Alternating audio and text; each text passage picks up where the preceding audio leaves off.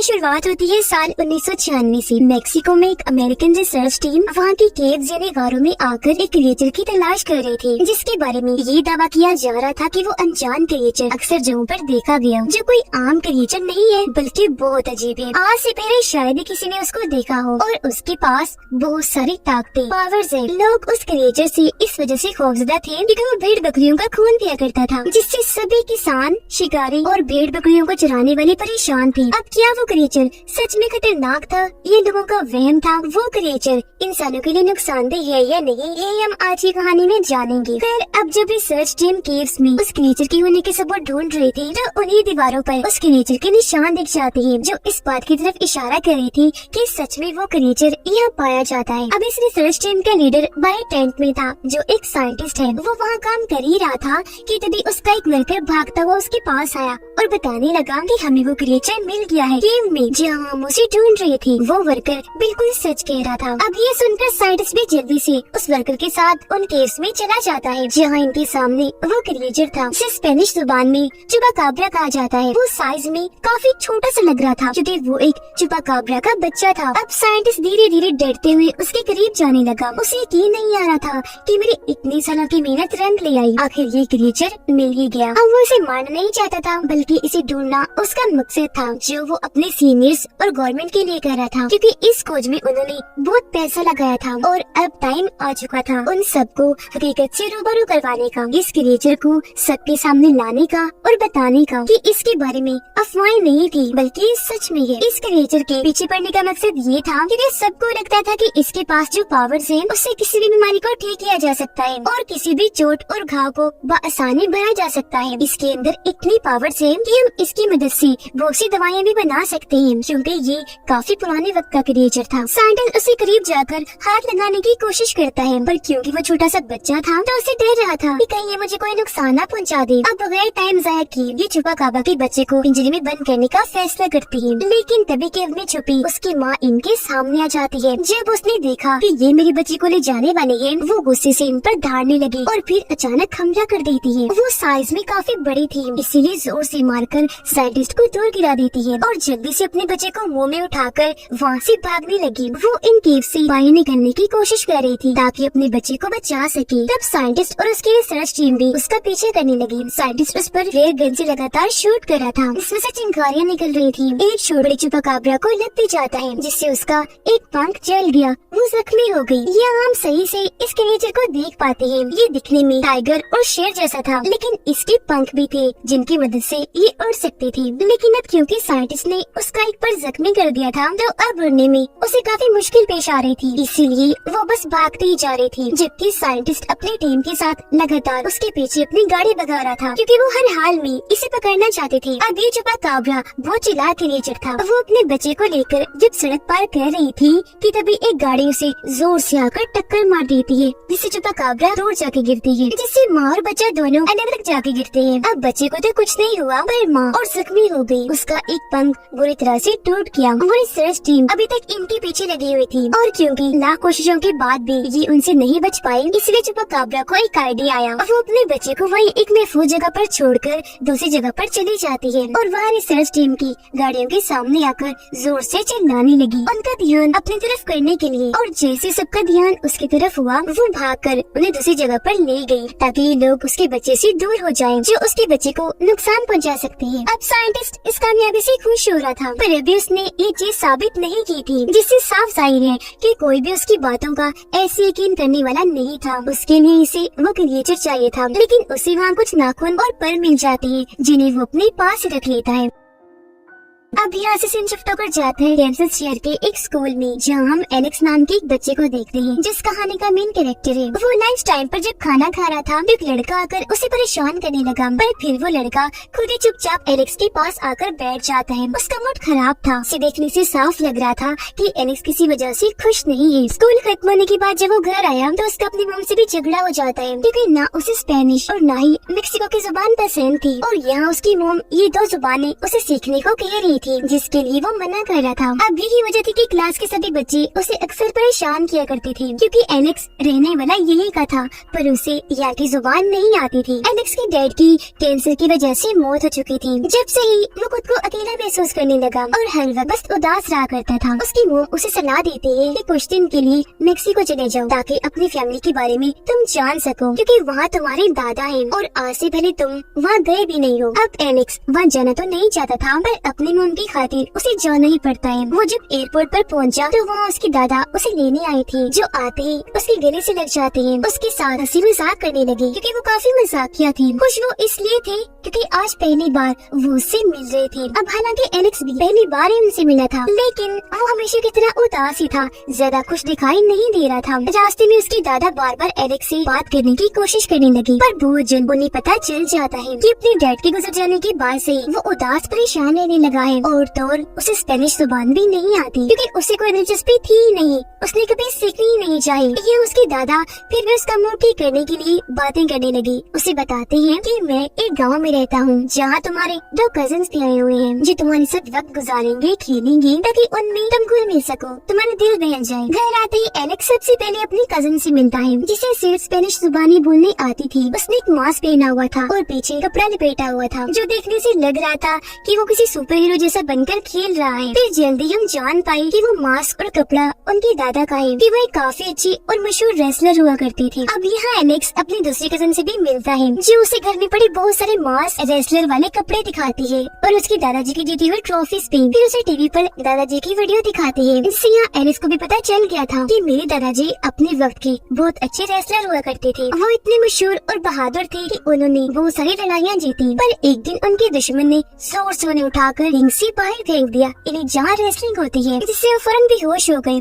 उन्हें फौरन हॉस्पिटल ले जाया गया, लेकिन उन्हें होश नहीं आई। जब डॉक्टर्स ने चेक किया तो पता चला कि वो तो 1 महीने के लिए कोमा में जा चुकी है। अब ऐसा होने से उनका रेसलिंग कैरियर तो खत्म हुआ ही, सारे दिमाग पर भी काफी गहरा असर हुआ, जो आज तक है वो अक्सर चीजों को भूल जाया करते हैं। ये जानकर एलेक्स को अपने दादाजी के लिए बहुत बुरा लगा, उसे उन पर तरस आ रहा था, इसलिए वो उनकी और ज्यादा इज्जत करने लगा। अब क्योंकि यहाँ एलेक्स की पहली रात थी तो उसे नींद नहीं आती। बाहर उसे अजीब सा महसूस हुआ तो उसने पर्दा हटाकर देखा, पर वहाँ सिर्फ बकरी खड़ी हुई थी। लेकिन तभी उसकी नजर अपने दादाजी पर गई जो फार्म हाउस की तरफ जा रहे थे। एलेक्स को गड़बड़ लगी, उसे शक हुआ कि दादाजी को छुपा रही है, इसलिए वो भी इनके पीछे पीछे चला गया। बाहर खड़े होकर वो देखते हैं कि दादाजी अंदर जाकर बैठ गए हैं। हाथ में उन्होंने म्यूजिक बॉक्स पकड़ा हुआ है, जिसे बजाकर वो बार बार सामने की तरफ देख रही है, जो देखने से लग रहा था कि वहाँ से किसी के आने का इंतजार कर रही है। एलेक्स बाहर खड़ा ही था कि तभी उसे ऐसा महसूस हुआ जैसे झाड़ियों में कोई खतरनाक जानवर है जो उसकी तरफ आ रहा है। इस वजह से वो डरते डरते पीछे हट गया, फिर जोर से चीख मारकर नीचे गिर जाता है। उसकी आवाज सुनकर दादाजी भी उसे चेक करने बाहर आई और उसके दोनों कजिन्स की भी आँख खुल गई थी, तो चेक करने वो भी उसके पास आ जाती है। एलेक्स उन्हें बता देता है कि झाड़ियों में मैंने किसी खतरनाक जानवर को महसूस किया, उसे डर के ही मैंने चीख मारी, पर बजाय वहाँ से कोई खतरनाक जानवर बाहर निकलता, वहाँ से काले रंग का खरगोश बाहर आता है। इसे देखकर एलेक्स के दोनों कजिन्स उस पर हंसने लगते हैं,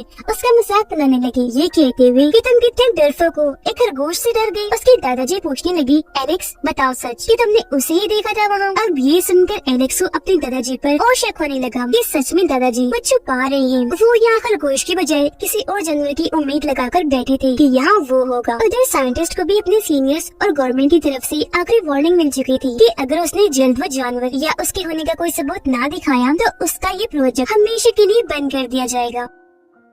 अगली सुबह जब एलेक्स की आँख खुलती है तो उसके साथ बिस्तर पर वही चुपाकाब्रा क्रिएचर था, पर वो एलेक्स को नुकसान नहीं पहुंचा रहा था, बस आराम से उसकी चादर के ऊपर बैठा हुआ था। पर ऐसे अचानक उसे देखकर एलेक्स चौंक गया, और क्योंकि वो थोड़ा सा भयानक था तो एलेक्स काफी डर जाता है, एकदम से पीछे हट गया। उसके ऐसे करने से चुपा भी काफी डर गया, वो भी कूदकर पीछे हटने लगा, फिर भागने के लिए वो चीजों पर कूदता हुआ खिड़की से बाहर भाग गया। ऐसा होने से वहाँ काफी तोड़फोड़ मच गई, जो देखकर एलेक्स का कजन वहाँ आ गया देखने की क्या हुआ। एलेक्स खिड़की से बाहर झांकता है, ये देखने के लिए कि आखिर वो छुपा क्रीचर कहाँ भागा होगा, पर बाहर वो तो दिखाई नहीं देता, बल्कि वहाँ एलेक्स की कजिन बैठी थी। उसने हेडफोन्स लगाए हुए थे, जो थोड़ी देर पहले किया हुआ उसने कुछ भी नहीं सुना। एलेक्स सोचता है कि अगर मैंने इसे कुछ बताया तो ये दोबारा से मेरा मजाक बनाएगी, मुझ पर हंसेगी, तो वो बगैर कुछ बताए उसके पास आकर बैठ जाता है, क्योंकि उसे बहुत बुरा लगना था अगर कोई उसे पागल कह देता। यहाँ उसकी कजिन कहती है कि दादाजी गायब है, हमें उन्हें ढूंढना चाहिए, इसलिए अभी तीनों बच्चे बाजार जाते हैं उन्हें ढूंढने, पर काफी ढूंढने के बाद भी दादाजी यहाँ नहीं मिलते। अब गाड़ी के जरिए जब ये बच्चे घर जा रहे थे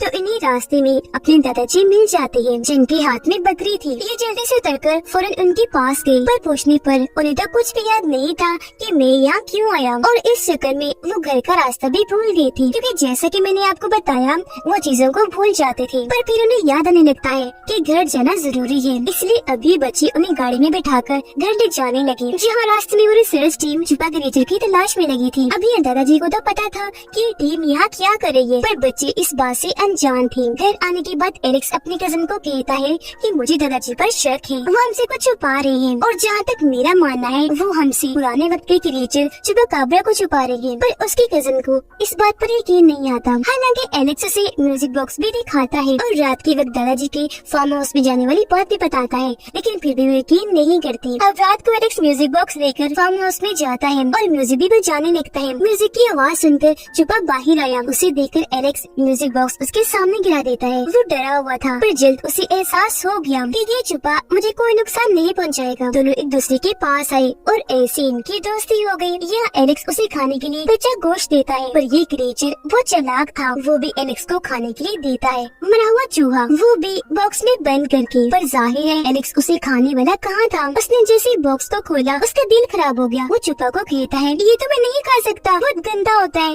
छी। फिर अब देखते ही देखते मौसम खराब होने लगा, और क्योंकि ये चुपा बच्चा था इसलिए बिजली की आवाज से डर रहा होता है। तब एलेक्स बिल्कुल एक दोस्त की तरह उसे सहारा देता है, अपने साथ लेकर बैठ गया। अगली सुबह उन दोनों बच्चों यानी एलेक्स के कजिन्स को भी चुपा क्रिएचर के बारे में पता चल चुका था। जहाँ पहले तो वो इससे काफी डर रहे थे, क्योंकि जाहिर है वो अजीब था जो चल भी सकता था और उड़ भी सकता था। पर बहुत जल्द उन्हें भी एहसास हुआ कि ये हमें नुकसान नहीं पहुँचाएगा, और उनकी भी चुपा से दोस्ती हो जाती है। तभी यहाँ उनके दादाजी भी आ गए। वो चुपा को प्यार से अपने पास बुलाने लगे, जो फौरन एक वफादार जानवर की तरह उनके पास चला गया। यहाँ उनके दादाजी सच बताने लगे कि कुछ दिन पहले रात को जब मैं घर आ रहा था तो इसकी माँ मेरी गाड़ी से आकर टकरा गई, जिससे हम समझ पाए कि उस दिन टक्कर मारने वाली गाड़ी इनकी थी, न कि रिसर्च टीम की थी। आगे वो कहते हैं कि मुझे लगा कोई आम जानवर होगा, इसलिए मैं नजरअंदाज करके आगे बढ़ गया। पर जब मैं घर के करीब पहुंचा तो मुझे ये मिला, क्योंकि इसकी मोम कहीं और जा चुकी थी और ये बेचारा मेरा पीछे करते करते घर तक आ गया। मैं इसे देखते ही समझ गया कि ये डरा हुआ है और ये मेरे लिए नुकसानदेह भी नहीं, तो मैं इसे अपने घर ले आया। फिर मुझे पता चला कि वो रिसर्च टीम इसे ही ढूंढ रही है। मुझे फिक्र हुई कि अगर ये उनके हाथ लग गया तो वो इसे नुकसान पहुंचाएंगी, क्योंकि इस पर बाद में कुछ एक्सपेरिमेंट्स तजर्बे किए जाने हैं। तो मैंने इसकी जान बचाने के लिए इसे यहाँ रख लिया। ये जानकर बच्चों को भी चुपा पर तरस आया और तभी से वो इसका ख्याल रखने लगे। लेकिन बदकिस्मती से एक दिन इनके घर साइंटिस्ट और उसका एक साथी आती है। असल में जब दादाजी की गाड़ी से चुपाकाब्रा टकराई थी तो उनकी नंबर प्लेट वही सड़क पर ही गिर गई थी। इसे दिखाकर साइंटिस्ट कहता है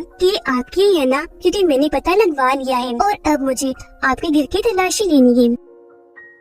पर दादाजी बगैर डरे उसे साफ साफ मना कर देते हैं कि कभी नहीं, मैं तुम्हें इसकी इजाजत नहीं दूंगा, और उसे धमका कर यहाँ से भगा देते हैं। एलेक्स और चुपा की दोस्ती गहरी होती जा रही थी, पर क्योंकि वो बच्चा था और डरा हुआ भी था, इसलिए फिलहाल उसे उड़ना नहीं आ रहा था, क्योंकि वो हिम्मत ही नहीं कर पा रहा था। तब यहाँ उसकी मदद एलेक्स का कजिन करता है। वो छत पर ले जाकर उसे उड़ना सिखाता है और बार बार उसे ट्रेनिंग देता है कि कैसे उड़ा जाता है। अब यह एलेक्स को भी दिखने से साफ साफ लग रहा था कि अब वो खुश है। यहाँ आकर उसे काफी अच्छा लग रहा है, क्योंकि अब उसे इतना प्यारा दोस्त मिल गया था और साथ में इतने अच्छे दादाजी और कजिन्स भी। फिर एक दिन दादाजी उसे उसके डैड के बारे में बताने लगी कि जब मैंने रेसलिंग छोड़ दी तो मैंने वो तुम्हारे डैड को सिखाई। वो मेरा बेटा होने के साथ साथ मेरा काफी ज़हीन शागिर्द भी था। पर फिर एक दिन उसे तुम्हारी मॉम मिल गई, उसने शादी कर ली, तो तब से उसने रेसलिंग को छोड़ दिया था। अपने डैड की ये बातें सुनकर एलेक्स को बहुत बुरा लग रहा था, जिससे उसके दादाजी भी अंदाजा लगा देते हैं कि एलेक्स के अंदर बहुत गुस्सा भरा है, जिसे अंदर ही अंदर लेकर घुट घुट कर वो अपनी जिंदगी गुजार रहा है। तो फैसला करते हैं कि मैं इसका गुस्सा निकलवा कर इसे नॉर्मल कर दूंगा, जिस मकसद के लिए वो उसके साथ कुश्ती लड़ते हैं, और उसे लड़ने के लिए उकसाने लगी ताकि वो अपनी कुश्ती लड़कर अपना गुस्सा और भड़ास निकाल ले। लेकिन क्योंकि वो उसके दादा थे तो वो उन पर हाथ नहीं उठाना चाहता था। पर आखिर में जब उसके दादाजी बात नहीं मानती तो उसे गुस्सा आ गया। वो उनसे कुश्ती लड़कर उन्हें रिंग से बाई धक्का दे देता है। वो इतने जोर के गिरते हैं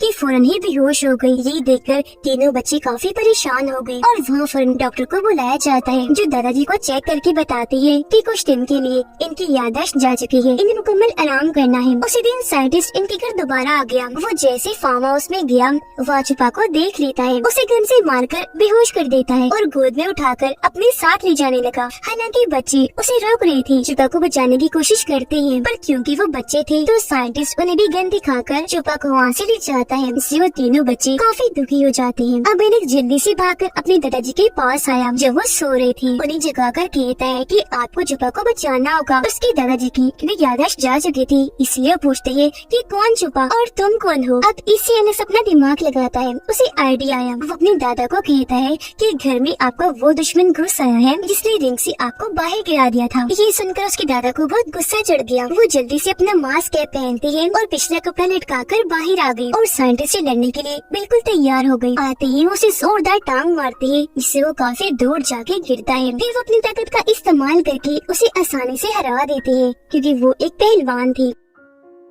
ऐसा करने के बाद ये सब बाहर आए और साइंटिस्ट की गाड़ी में बैठकर यहाँ से भाग जाते हैं, क्योंकि गाड़ी में उसने पहले ही छुपा को रख दिया था। ये देखकर साइंटिस्ट जल्दी से अपनी टीम को इस बारे में खबर करता है। वो लोग गाड़ी में बैठकर काफी खुश हो रहे थे, क्योंकि अब वो छुपा को उसके घर छोड़कर आने वाले थे, जहाँ उसकी पूरी फैमिली होगी। एलेक्स अपने दादा से पूछता है कि आपने इसकी मोम को किस तरफ जाते हुए देखा था, क्योंकि उसकी मोम जहाँ गई होगी वहाँ इसका घर होगा, तो हम इसे भी वही ले जाएंगे। पर जाहिर सी बात है, हमेशा की तरह उसके दादाजी ये बात भी भूल गए थे। ये लोग छुपा को प्यार करने लगे। फिर जैसे गाड़ी से उतरते हैं, छुपा खुद ही दूर भागने लगता है। इसे देख ये लोग भी उसके पीछे पीछे भागने लगे, क्योंकि ये समझ गए थे कि छुपा अपने घर का रास्ता जानता है और उसी तरफ भाग रहा है। छुपा के बिल्कुल पीछे एलेक्स था। ये दोनों भागते भागते एक गहरी खाई के पास आ जाते हैं, जिसके ऊपर लोहे का मोटा सा पाइप लगाया गया था। अब क्योंकि छुपा उड़ने से डरता था, इसलिए वो उड़ के आगे नहीं जाता, बल्कि पाइप के जरिए आगे बढ़ने लगा। तब वो उसे जाता हुआ देखकर बाय बाय करने लगता है। अब पीछे जब एलेक्स खड़ा था तो तभी वहाँ टाइगर आ जाता है, जो एलेक्स पर हमला करने के लिए आगे बढ़ रहा था। इससे वो काफी डर गया और पाइप के ऊपर चढ़ना शुरू कर देता है। तभी यहाँ उसके दादाजी भी आ गए और चूंकि काफी बहादुर थे, इसलिए टाइगर से लड़ने लगे। जैसे तैसे